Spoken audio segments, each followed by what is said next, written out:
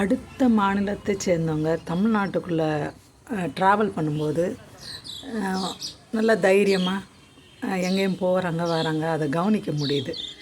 நம்மளும் இன்னொரு மாநிலத்துக்கு போனால் நம்மளும் தைரியமாக எங்கேயோ ஒரு இடத்துக்கு நம்ம போகணும். ஏற்கனவே போயிட்டு வந்த இடம் தான் இது.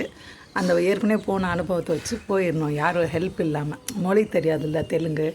அதனால் நானும் என் கணவரும் பாபட்லாவில் இருக்கோமா, அங்கேருந்து மெனிக்கு அங்கே இருக்கிற ஒரு பழமையான கோயில் இது. இங்கே போயிடணுன்ட்டு வீட்டிலேருந்து அப்படியே நடந்தே எல்லாம் அந்த ஊரை நல்லா ரசிச்சுக்கிட்டே போயிட்டோம் அந்த கோயிலுக்கு. கோயில் கொஞ்சம் இந்த முன்னாடி எங்கிட்டு போகிறதுன்னு தெரியலை. அங்கே இருக்கிறவங்கக்கிட்ட போகிற வர்ற ஆளுங்கக்கிட்ட கேட்டுட்டு இருந்தோம், இங்கே ஒரு கிருஷ்ணன் கோயில் ஓல்டு டெம்பிள் இருக்கான்னு கேட்டால் அப்படி லேதே அப்படின்ட்டாங்க. அப்புறமாட்டி நீங்கள் எந்த ஊருன்றாங்க. நம்ம அப்படி ஒரு கேள்வி கேட்கும்போது இல்லாத ஒரு கோயிலை பற்றி விசாரிக்காமே இவங்க யாரோ தெரியாமல் வந்து நிற்கிறாங்க அப்படின்னு தெரியுது உங்களுக்கு. அப்புறம் நாங்கள் எங்களை பற்றி சொல்லுவோம். அப்புறம் அங்கிட்டு ஒரு கோயில் இருக்குது அப்படின்ட்டாங்க.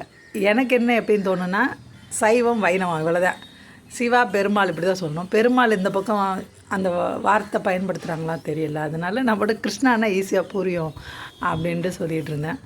கடைசியில் அந்த கோயிலை எங்கள் கண்ணுக்கு தெரிஞ்சிச்சு. ஒரே ஸ்ட்ரைட் ரோடுனால தெரிஞ்சுட்டு கோயிலை கண்டுபிடிச்சி போயிட்டோம். 3 வருஷம் முன்னாடி இந்த கோயிலுக்கு வந்திருக்கேன். அப்போது ஒரு விஷயம் என்னை ரொம்ப கவர்ந்துச்சு.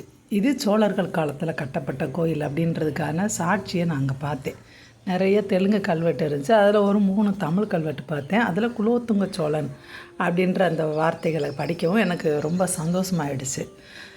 அதனால் நான் திருப்பி இந்த கோயிலுக்கு அப்போ வெறும் கல்வெட்டை மட்டும் நான் ஒரு குட்டியாக ஒரு வீடியோ எடுத்திருந்தேன்.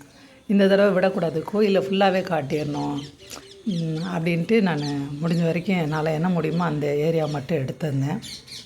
இந்த கோயில் கிபி 1465 கிருமிகாந்த சோழன் அப்படின்ற சோழ அரசனால் கட்டப்பட்டது. இந்த கோயிலில் கருவறையில் வீற்றிருக்கிற தெய்வத்தோட பேர் ஸ்ரீ பாவநாராயண சுவாமி. துணைவியார் ராஜலக்ஷ்மி தாயார். ஆந்திர மாநிலம் குண்டூர் மாவட்டத்தில் இருக்கிற பாபட்லா அப்படின்ற ஊரில் இந்த திருக்கோயில் இருக்கிறது. இது தொல்பொருள் துறையால் பராமரிக்கப்பட்டு வருகிறது. பழைய காலங்களில் இந்த ஊரை பாபபுரி அப்படின்னு தான் அழைச்சிருக்காங்க. இப்போ பாபட்லா அப்படின்னு சொல்கிறாங்க.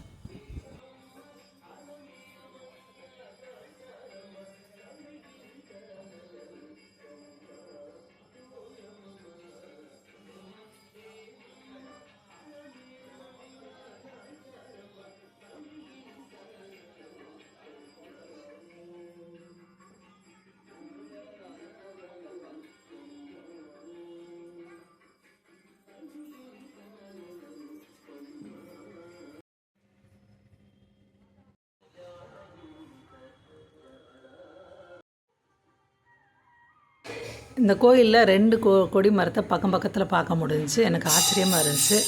இதில் எது பழைய கொடிமரம் அப்படின்னு எனக்கு தெரில. அங்கே இருக்கிறவங்கள்ட்ட கேட்கும்போது உயரமாக இருக்கிறது பழைய கொடிமரம், பெருசாக இருக்கிறது சின்னதாக இருக்கிறது புதிய கொடிமரம் சொன்னாங்க. எதனால் 2 கொடிமரம் இருக்குது அப்படின்னு எனக்கு தெரியலை. அந்த பீடத்தை போய் பார்த்தாலும் பீடம்லாம் ஃப்ரெஷ்ஷாக இருக்குது. இங்கே செப்பனிடுற வேலை நடந்துகிட்டே இருக்கிறதுனால பீடம்லாம் பாலிஷ் பண்ணியிருப்பாங்க அப்படின்னு, தேய்ச்சி பாலிஷ் பண்ணியிருப்பாங்க அப்படின்னு உணர முடிஞ்சு. இந்த சுவாமி சன்னதியை சுற்றி இருக்கிற செவர் மட்டும் அப்படியே பழமையை அப்படியே ஃபாலோ பண்ணிகிட்ருக்காங்க. அங்கே கல்வெட்டு இருக்குது, அதனால அது அப்படியே இருக்குது. ரோட்லேருந்து கோயிலே பள்ளத்தில் இருக்குது. அதுலேருந்து இந்த தளம் இன்னும் முட்டிக்கால் அளவுக்கு பள்ளம் இருக்குது அப்படின்றது நல்லா தெரிய வைக்கணும் அப்படின்றதுக்காண்டி தான் நான் இந்த கோயில் சுற்றுச்சுவரை சுற்றி வீடியோ எடுத்திருக்கேன். ரொம்ப தூரம் தள்ளி இந்த ஊரில் கடல் இருக்குது. ஆனால் இந்த ஊரை சுற்றி எங்கே பார்த்தாலுமே மணல் தாங்க தெரியுது. மணல் பாங்கான இடமா இருக்குது. ரொம்ப நைஸான மணலை எல்லா இடங்களிலும் பார்க்க முடியுது. சோழர்களோட பூர்வீகம் இது அப்படின்ற விஷயம் தெளிவாக யாருக்கு கிடைக்கல. அதுதான் நானும் நிறையா தேடி பார்த்ததில் எனக்கு கிடைச்ச தகவலும் அதுதான். இதுதான் அவங்களோட பூர்வீகம்னு சொல்லி உறுதியாக சொல்ல முடியலை அப்படின்றது தான் உண்மை. 4 ஒரு பங்கு கல்வெட்டால் நிரம்பி இருக்குது. இதை பார்க்கும்போது தஞ்சை பெரிய கோயில் சுற்றுச்சுவரை பார்த்த ஞாபகம் வருது. கருவறைக்கு வெளியே உள்ள பகுதியில் தாயார் ராஜலக்ஷ்மி, திருப்பதி, அனுமன், 12 ஆழ்வார்கள் இவங்களோட சிலைகள்லாம் இருக்குது.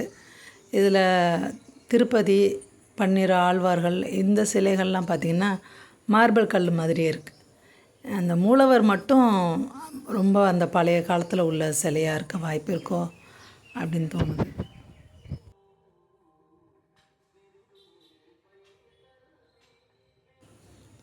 பள்ளிகொண்ட பெருமாளோட சிலையும் பார்க்க முடிஞ்சுங்க உள்ளக்க. மொத்த தெய்வ சிலைகளும் இந்த கட்டடத்துக்குள்ளே தான் இருக்குது.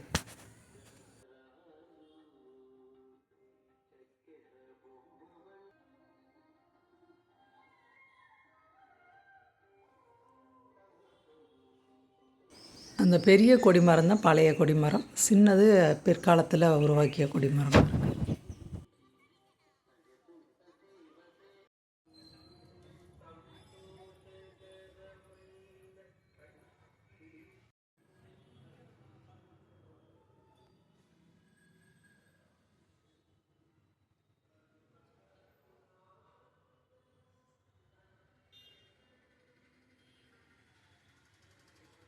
இருட்ட ஆரம்பிச்சிருச்சு.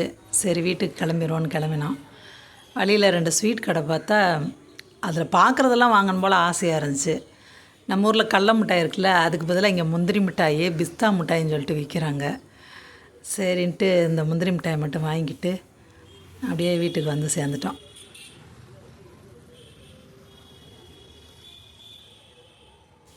இதுக்கப்புறம் எதுக்கு செல்ஃபி எடுத்துகிட்டே தெரியுறா அப்படின்னு நினைக்கிறீங்களா? இல்லைங்க, பின்னாடி கோபுரம் தெரியுதுல்லங்க, கோபுர தரிசனம் கோடி புண்ணியம்.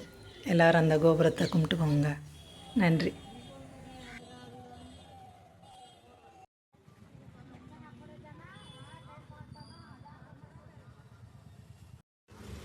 இங்கே உள்ளூருக்குள்ளே சுற்றுறதுக்கு முழுக்க முழுக்க ஷேர் ஆட்டோ தாங்க, மினி பஸ்லாம் கிடையாது. அதுக்கு மேலே ட்ரை சைக்கிள் இருக்குங்க. ட்ரை சைக்கிளில் ஒரு நம்ம ஊர் ட்ரை சைக்கிள் மாதிரி இருக்காது, ஒரு பலகா போட்டிருக்கோம் சின்னதாக. அதில் ஒரு 4 பேர் உட்காந்துக்கலாம் இடிச்சு பிடிச்சி. அது ஒருத்தர் ஓட்டுவார். அந்த மாதிரியான ஒரு அனுபவத்துக்காக அதில் வந்தோன்னா நல்லா இருக்குது. நடு ரோட்டில் அப்படியே சும்மா திண்ணையில் உட்காந்துருக்கிற மாதிரி ஒரு ஃபீலு. ஃபோன் கீழே வந்துடுமோன்னு பயம் இருந்தாலும் இதை எப்படியாவது எடுத்தே ஆகணும்ன்ட்டு ஒரு சின்னதாக ஒரு வீடியோ கிளிப்பிங் எடுத்தேங்க. நன்றி, வணக்கம்.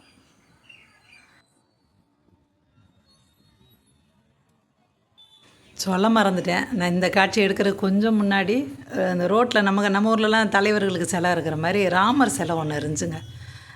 அம்பு எடுத்து வெளியில் வச்சு அப்படியே ஈர மாதிரி ஒரு போஸில் பார்க்கவே நமக்கு பாகுபலி தான் ஞாபகம் வந்துருச்சு. அதுக்கப்புறம் தான் ஃபோன் எடுத்து இதை பதிவு பண்ணேன். ட்ரை சைக்கிளில் நல்லா ஸ்பீடாக ஓட்டுறாரு. ஒரு ஆட்டோவில் போகிற மாதிரியான ஃபீல் தான் இருந்துச்சு. ஆனால் ரொம்ப ஜாலியாக இருந்துச்சுங்க.